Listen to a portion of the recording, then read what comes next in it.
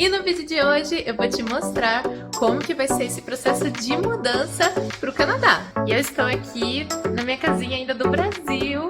Vou mostrar um pouquinho para vocês como que está, então vem comigo!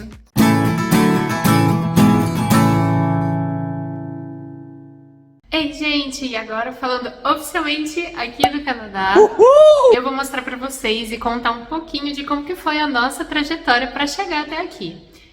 Gente, e olha, foi uma loucura, vários perrengues pelo caminho e eu vou contar tudo com detalhes para vocês. Então já aproveita, pega essa pipoca e vem comigo embarcando nessa aventura. Bom, gente, e tudo começou lá em 2014, quando o meu esposo Lucas veio estudar aqui no Canadá. Ele estudou em outra cidade, outra província completamente distante de onde a gente está aqui hoje. Ele estudou lá em Vancouver, ele passou um ano lá e no meio do ano eu pude visitá-lo e quando eu fui para lá, gente, eu fiquei encantada com o Canadá. Ele já estava super encantado e quando eu fui também pude conhecer tudo lá e a gente ficou com isso na cabeça. Nossa, o Canadá, o Canadá. Na época a gente ainda era namoradas. Mas quando a gente voltou para o Brasil, ele terminou o intercâmbio dele também, aí a gente casou e a gente sempre tinha aquele pensamento ali incomodando na cabeça. Nossa, mas e o Canadá? E o Canadá? E foi quando a gente resolveu aplicar para o visto. E um dia eu vou trazer um vídeo aqui para vocês contando como que foi essa parte do visto. Mas hoje eu vou focar na parte da mudança, combinado?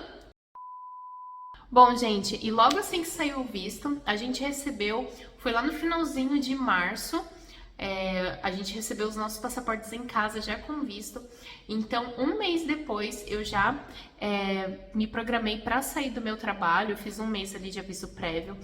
Por quê? A gente tinha até o dia 11 de setembro para entrar aqui no Canadá. Então, a gente ia ter aí uns 3 meses para poder se preparar, para poder organizar tudo. A gente tinha a nossa casa lá no Brasil, né? A gente ficou casados durante 5 anos, enquanto a gente ainda estava no Brasil. A gente ainda continua casados, tá, gente? Só um detalhe. Mas durante todo esse tempo a gente tinha ganhado vários presentes de casamento, a gente já tinha a nossa casa toda mobiliada, a gente tinha carro. Então a gente precisou vender tudo isso pra gente conseguir se mudar de vez pra cá e começar a nossa vida do zero de novo. Então, assim que saiu o visto, a gente já começou a se preparar para toda essa mudança. E a primeira coisa que eu fiz, gente, logo depois que eu saí do meu trabalho, foi começar a vender as coisas de casa.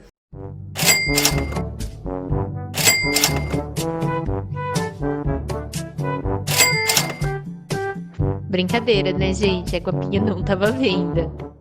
E eu vendi de duas formas, né? Eu comecei a vender pela OLX, começava a postá-la todos os dias, tinha alguma coisa nova para vender e eu colocava um precinho bem baratinho. Às vezes alguém vinha negociava comigo, eu já dava um desconto ali. Então era assim, vazão assim para vender. Falava para os meus amigos, olha, se alguém tiver interessado nisso aqui, nisso outro, eu já vou dar para vocês. E aí foi assim que eu consegui esvaziar bastante das coisas lá de casa. E aí o resto que eu não consegui vender, né, pela OLX, eu fiz um bazar lá na casa da minha mãe. E aí esse bazar a gente fez, se eu não me engano, foi na primeira semana de julho. Gente, foi muito bom esse bazar. A gente juntou tudo que não tinha vendido na OLX e era tudo baratinho, sério. O mais caro era R$10, gente. O nosso slogan do bazar era quanto mais leva, mais barato fica. Então, se alguém juntava várias coisas lá, chegava no final, dava tipo assim, R$50, a gente fazia pela metade do preço pra pessoa levar mais coisa. Gente, sério, era nesse nível. Vocês vão ficar com vontade de ir no bazar lá que eu fiz na casa da minha mãe. E olha, tinha até um cafezinho também, uma aguinha lá pro pessoal que chegava. Foi bem gostosinho assim, foi muito bom. Deu pra vender bastante coisa, eu fiquei muito feliz. Já agradecendo minha mãezinha aí do coração por ter aberto as portas da casa dela pra fazer essa baguncinha aí, mas foi muito gostoso. E outra coisa que a gente fez antes de vir pra cá foi fazer tipo um check-up super mega blaster plus advanced, assim, gigantesco. A gente foi em todos os médicos possíveis, sério. Fizemos todos os check-ups possíveis pra garantir que tava tudo ok, né? Porque aqui no Canadá tem saúde pública também, o que é ótimo. Só que, tipo, como a gente chegou agora, a gente já aplicou lá pro cartãozinho lá da saúde pública, só que ele demora pra chegar. A gente ouviu histórias aí que tá demorando até 10 meses, gente. Ai, vamos ver quanto tempo que vai demorar o nosso, né? Mas o que que acontece? Aqui, se você precisar de um médico, se não for nada assim grave, você pode ir nessas walk-in clinics, que eles chamam. É você chegar lá e ser atendido por um médico. Essas walk-in clinics geralmente ficam nas farmácias. E assim, não vai ter nada lá. Vai ter um médico que vai ter aquele negócio lá pra ele ouvir o seu coração. Você vai ter uma balança, um termômetro e é isso, acabou. Se você precisar de um raio-x, de alguma outra coisa, assim, ou se for alguma coisa mais grave e tal, aí você tem que ir pro hospital. Se você precisar usar ou essas walk-in clinics ou no hospital, você vai receber uma continha na sua casa para você pagar o médico. Mas você não pague essa conta. Deixa ela guardadinha ali. Quando chegar o seu cartãozinho, a gente pega essa conta e o cartão volta no Service New Brunswick, que daí eles abatem o valor, você não vai precisar pagar. Bom, gente, e aí o Lucas, ele começou a procurar trabalho também, porque a gente conseguiu o visto antes dele ter um trabalho. Um dia eu explico pra vocês melhor como que foi isso, mas só resumindo aqui, né, o que ele fez? Gente, ele fez um negócio muito legal. Tipo assim, a área do Lucas é uma área muito cogitada aqui no Canadá. Ele trabalha com TI, ele mudou no LinkedIn dele, ele colocou como se ele já estivesse aqui em Moncton. E uma dica muito sensacional que eu deixo, inclusive, aqui pra vocês foi: a gente comprou pelo celular mesmo. Lá na Play Store tem um app que chama Fongo. Esse app, ele te dá um número de telefone canadense e custou 20 reais, gente. Não foi nem dólar, foi 20 reais, foi bem baratinho. E esse aplicativo, ele funciona como um telefone e você pode receber chamada, você pode fazer chamada, você pode receber SMS, mandar SMS, tudo pelo aplicativo. A única coisa que você precisa ter é a internet. Você não precisa do chip, sabe? De telefone. Ele funciona como se fosse uma operadora de celular, só que sem chip. E funciona como um aplicativo que só precisa de internet. Então foi muito legal isso daí. Tanto que quando a gente chegou aqui no Canadá, esse app nos ajudou muito. Que aí a gente precisou chamar táxi. Em alguns momentos a gente ainda não tinha telefone. E aí aqui vários locais públicos têm Wi-Fi grátis. Então era o que a gente usava. Entrava no Wi-Fi grátis, abria o nosso aplicativo do Fongo e chamava o táxi por lá. Então, olha, ajudou muito a gente esse aplicativo. Quando ele atualizou lá no LinkedIn dele, colocou lá que ele estava em Moncton e colocou esse número canadense que gerou para ele, gente do céu, chovia vagas, assim, tipo, as empresas pareciam que estavam se estapeando, assim, pra poder, tipo, conseguir o Lucas, sabe? Tipo, era um negócio muito louco, eles, assim, tipo, toda semana, sem brincadeira, ele recebia 4 entrevistas pra fazer, e não era nem ele aplicando pras vagas, eram as empresas querendo que ele fosse trabalhar lá. Tipo, foi muito impressionante, ele atualizou, ele já começou a receber um monte, assim, toda semana ele recebia alguma entrevista para fazer. Só que daí o que acontecia? Ele fazia as entrevistas, aí chegava no final, ele falava: olha, eu ainda estou no Brasil, eu vou para o Canadá somente em agosto. Então, será que você pode me contratar aqui ainda do Brasil? Aí as empresas falavam: a gente não pode, a gente só pode contratar quando você já estiver lá. E a maioria das vagas que ele prestou, dessas entrevistas que ele fez, era a mesma coisa, tipo, eles só iam contratar ele depois que ele já estivesse aqui. Mas, dentre essas, apareceu uma empresa que contratava ainda do Brasil. Essa empresa é a atual dele, que ele está trabalhando hoje, e eles contratam pessoas para trabalhar remotamente. Então, o que ia acontecer? Só ia ter uma mudança de contrato. Como o Lucas ainda não estava no Canadá, estava no Brasil, essa empresa contratou ele e ele trabalhava como se fosse um terceiro. Então, ele não tinha, assim, benefícios de, por exemplo, convênio de saúde, convênio de dentista, não tinha nada de convênio, só recebia o salário dele e ponto final. E aí, quando ele chegou aqui no Canadá, eles mudaram o contrato dele como um funcionário normal, né? Então agora a gente tem convênio de saúde, convênio dentário, tem vários benefícios que a empresa oferece. E foi muito bom, porque a gente conseguiu chegar aqui no Canadá, pelo menos com o Lucas tendo um emprego. Eu ainda não estou trabalhando, mas estou aqui, né, gente, no YouTube. Então, ó, já aproveita, ó, deixando um convite para vocês, me ajudem aí, ó, deem um like, compartilha. Mandem nos grupos da família, do WhatsApp, para eles assistirem esse vídeo, que vocês vão me ajudar bastante. Então, esse tem sido o meu trabalho agora. Eu estou trabalhando aqui com internet. Ó, já aproveita, se você não me segue no Instagram, corre lá, porque eu faço vários videozinhos e você consegue me acompanhar em tempo real. Eu compartilho bastante do que acontece aqui com a gente no Canadá. E já deixo aqui o convite para vocês me seguirem lá também. Ai, gente, e depois que eu tinha saído do meu emprego, uma das minhas missões era conseguir a nossa casinha aqui no Canadá. Gente, como foi difícil essa tarefa, hein? Foram 2 meses para eu conseguir o nosso apartamento que a gente tá hoje. E foi assim, tipo, aquele app Fongo super nos salvou, porque eu mandava e-mails e às vezes eu não tinha retorno. Aí eu tinha que ficar ligando para as imobiliárias daqui para ficar falando, tipo, eu até conseguia ver o site deles, as opções que tinham, mas um detalhe, com o pet, gente, acaba reduzindo muito as opções. Eles dizem aqui que você sempre tem que olhar, se você tá vindo com criança ou com pet, você tem que filtrar isso na hora que você pesquisa ali, porque nem todo lugar aceita. Mas enfim, conseguimos o nosso apartamento que aceita Guapinha. Uhul!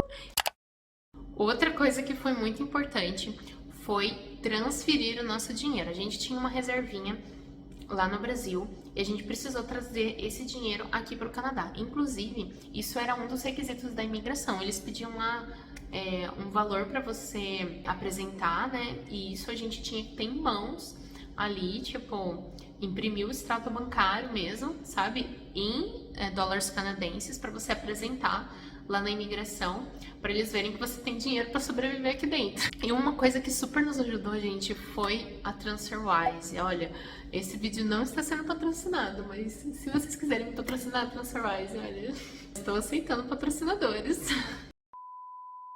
Gente, e só explicando pra vocês, o cartão da TransferWise, dentro de todos que a gente tinha pesquisado, era o que tinha a menor taxa. E foi muito bom, assim, tipo, você recebe um cartão na sua casa, que é um cartão de débito. E o legal é que ele tem muitas moedas, assim, de vários países, não só do Canadá, dos Estados Unidos, vários países da Europa. Então, esse aqui com certeza vai ser o nosso cartão internacional. Gente, e quando eu tava fazendo essas malas, nossa, olha, hajam malas. Isso que a gente tinha direito, até 4 malas a gente trouxe 3. Por quê, né? Porque com a Guapinha, a gente perdia o direito de uma mala de mão.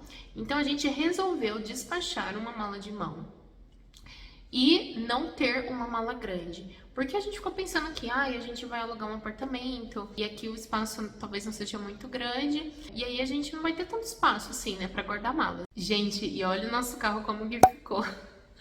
Quase que não couberam todas essas malas, mas deu tudo certo. Todo fim de semana era uma despedida diferente. Pensa em 3 meses fazendo despedidas. Teve despedida com os parentes de Taubaté, teve despedida com os amigos de São José, teve despedida com parentes do Rio, com amigos de Pedreira, amigos de Campinas, sério, gente, todo final de semana era uma despedida diferente. Mas foi muito gostoso. E teve inclusive despedidas repetidas, não é mesmo? Com a nossa família, gente, era tipo assim, sempre que a gente se via era uma despedida. A nossa família caprichou na comida, hein? Não, olha isso daqui pra vocês verem. Tinha tanta coisa, mas tanta coisa que, sério, eu acho que engordei uns 3 quilos. E a nossa última real, oficial, despedida foi no aeroporto, né, gente? Mas aí já eram menos pessoas, foi só nossa família. E o engraçado foi que a gente achava, pelo menos eu e meu esposo, que as nossas mães iam assim, chorar horrores, horrores. Mas na verdade, gente, quem chorou mais, adivinhem, foram os pais. Depois que a gente já tinha a data da viagem marcado, já tinha comprado a passagem. Um detalhe sobre isso que eu queria comentar com vocês. Quando a gente foi comprar a passagem, tinha duas opções. A gente veio para Moncton, né? Então não tinha voo direto para Moncton. A gente ia ter que fazer uma escala ou em Montreal ou em Toronto. Poderia ser nos Estados Unidos também, mas a gente queria vir direto pelo Canadá, para passar direto na imigração aqui, porque a gente estava levando a nossa gatinha, a Guapa. Então, se a gente passasse por outro país antes, ia ter um adicional aí, que a gente ia ter que adicionar mais documentos, e já tinha sido um processo burocrático, então a gente queria passar só por um país e reduzir uma burocracia da nossa vida. E o que a gente viu, né? Que indo por Toronto, tinha somente um voo por dia para Moncton. E o tempo de escala era de somente 2 horas. E o que acontece? A gente ia ter que passar pela imigração lá em Toronto. E a gente sabe, assim, a gente já teve uma experiência no passado de que uma escala de 2 horas é muito corrido, gente, para um voo internacional. Então, a gente ficou com muito medo de atrasar e acabar perdendo esse voo para Moncton e ter que pegar o voo do dia seguinte. Então, a gente ia ter que ficar num hotel, ia dar uma complicação. E a gente viu que indo por Montreal tinha 3 voos por dia para Moncton, que era sucesso. E a gente conseguiu uma escala maior, né? Que foi de 6 horas, assim, lógico que foi cansativo, mas pelo menos a gente conseguiu passar na imigração, garantir que todos os documentos ali estavam certinhos, né? A gente conseguiu passar tranquilo, sem aquela pressa de pegar o próximo voo. E lógico, né, sobrou bastante tempo pra gente passear ali pelo aeroporto, comer alguma coisinha. Meu marido até aproveitou pra tirar um cochilo lá, gente. E aí foi bem tranquilo, assim, a gente ficou mais aliviados, né, de ter essa opção. E detalhe, que o nosso voo para Moncton ainda atrasou mais 2 horas, então foram 8 horas de escala no total, gente. Mas deu tudo certo, a gente conseguiu chegar, não perdemos o voo, foi tudo maravilhoso. Sim, né, gente? Tudo maravilhoso até certo ponto, porque como vocês viram pela capa desse vídeo, o nosso primeiro perrengue da viagem foi que teve uma turbulência. Gente do céu, foi muito tenso. Nesse segundo voo que a gente pegou, né, de Montreal para Moncton. No primeiro voo, gente, que a gente saiu lá de São Paulo e foi para Montreal, foram 10 horas de viagem. E foi muito tranquilo, sério. Foi um voo maravilhoso. Então, esse foi perfeito, esse primeiro voo. Já o segundo, gente do céu, pensa num aviãozinho super pequeno, era tipo assim... Ó, imaginem, era 2 poltronas de um lado, 2 poltronas do outro. E era isso. Tinha um corredorzinho apertado. O avião era muito pequeno. Gente, pensa numa tremedeira. Eu tava morrendo de medo de soltar algum parafuso daquele negócio lá, porque o bicho tremia. Gente do céu, como que tremia aquele avião? Mas tudo bem. Dizem aí que avião é o modo mais seguro de transporte, não é mesmo? Então eu ficava pensando isso na minha cabeça naquele momento. E teve uma hora, durante esse voo, gente do céu, que o avião caiu assim, ó, tipo, sério, acho que foi uns 2, 3 segundos de queda livre, assim. Gente do céu, mas pra mim, na minha cabeça, parecia uns 5 minutos. Pareceu que demorou tanto esses segundos, porque deu muito medo, muito medo. Sério, até os canadenses que estavam lá no avião gritavam. Ai, gente, e tadinha da Guapinha. Ai, deu muita dor dela nessa hora. Porque a gente tava vindo de um voo muito longo, né? E a Guapinha, ela é sistemática, gente. Quando ela tá fora do habitat dela, ela não se sente, assim, segura pra fazer suas necessidades, nem pra comer ou pra beber água. A casinha dela tinha que ser maleável, né? Porque como ela tinha menos de 10 quilos, ela podia ir na cabine junto com a gente. Ela foi ali no meu pé, na frente. Então eu forrei a primeira camadinha com a cobertinha que ela usava, que já tinha o cheirinho dela.